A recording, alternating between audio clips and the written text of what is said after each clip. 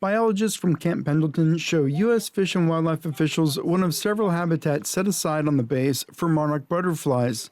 Nicole Alt is the director of the Center for Pollinator Conservation at the Fish and Wildlife Service. She says Camp Pendleton is one place monarchs spend the winter. There are historic overwintering sites, whether they're currently active or have been active in the past. And by establishing and monitoring these habitats, Fish and Wildlife and Pentagon officials plan to help conserve monarchs.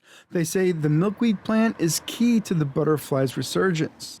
So the adults lay eggs on the milkweed, the caterpillars grow, and then turn into butterflies generation over generation, and then that last generation does the migration. And so native milkweed as well as native flowering plants are really important for monarchs and other pollinator species for their life history and as well as for food. Monarchs are found throughout the continental United States and migrate to warmer climates for the winter. Many go south, but those in the western U.S. come to the California coast.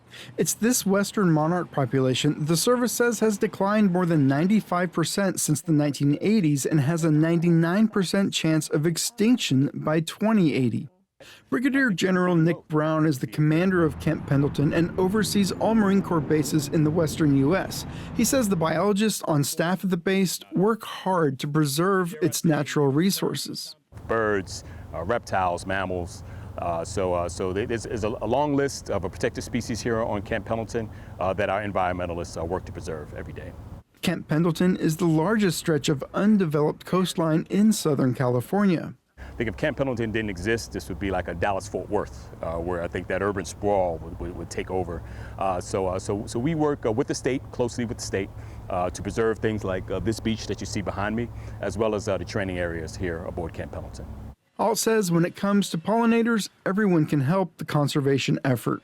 Whether that's planting milkweed in their yard, encouraging native flowers in open space or rights of way, because that's going to help both the monarch and other native pollinators.